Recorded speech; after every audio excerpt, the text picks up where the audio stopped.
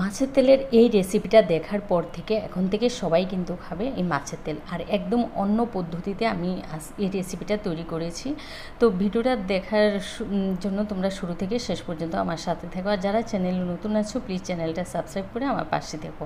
রেসিপিটা তৈরি করার জন্য এখানে আমি নিয়েছি মাছের তেল, পরিষ্কার করে ধুয়ে রেখে দিয়েছি। এখানে 1 চা চামচ সর্ষের তেল গরম করে একটা পেঁয়াজ ডুমো ডুমো করে কেটে নিয়েছি, আর দিয়েছি সামান্য একটু নুন দিয়ে হালকা করে ভেজে নেব, যাতে পেঁয়াজের যে ক্রাঞ্চিনেসটা সেটা নষ্ট হয়ে না যায়। তো হালকা করে ভেজে নেওয়ার পর দেখো পেঁয়াজটা কিন্তু আমার ভাজা ভাজা হয়ে গেছে। তারপরে আমি তুলে নিচ্ছি। তোমরা দেখতে পাচ্ছ পেঁয়াজটা আমি কতটা ভেজেছি। তুলে রেখে দেবো এক পাশে। তারপরে আবারও 1 চা চামচ সর্ষের তেল দিয়েছি। মাছের তেলে কিন্তু খুব একটা বেশি তেল লাগে না।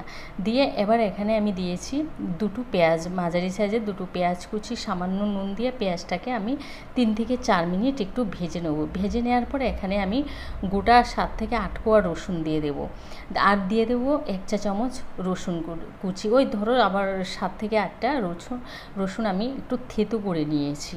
আর তা চাইলে তোমরা কিন্তু কুচিয়েও দিতে পারো। এগুলোকে বেশ ভালো করে আরও 4 থেকে 5 মিনিট ভেজে নেব, যাতে রসুনটা একটু নরম হয়ে যায়। তারপরে মাছের যে তেলটা সেটা দিয়ে দেবো, আর দিয়ে দেবো কাঁচা লঙ্কা কুচি। এখানে আমি 3টে কাঁচা লঙ্কা কুচি নিয়েছি, সামান্য হলুদ আর কাশ্মীরি লঙ্কার গুঁড়ো দিয়ে আমি 5 থেকে 6 মিনিট মাছের তেলটাকে ভেজে নেব। কারণ মাছের তেল ভরতে কিন্তু বেশি সময় লাগে না, অল্প সময়ের মধ্যে কিন্তু রান্নাটা তৈরি হয়ে যায়। তো 5 থেকে 6 মিনিট ভেজে নেওয়ার পর দেখো মাছের তেলটা কিন্তু একদম পারফেক্টভাবে তৈরি হয়ে গেছে। এবার আমি এখানে একটা মাঝারি সাইজের টমেটো কুচি দেবো।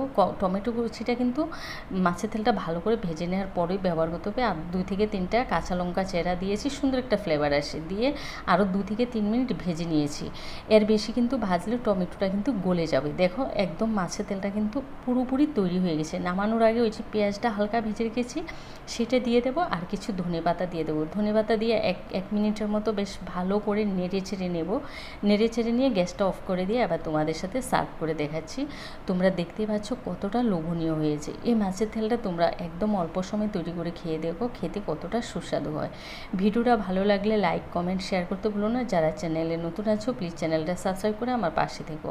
ভালো থেকো, সুস্থ থেকো। আবারও দেখা হবে নতুন ভিডিও নিয়ে। আজকের মতো আমি বিদায় নিচ্ছি। টাটা।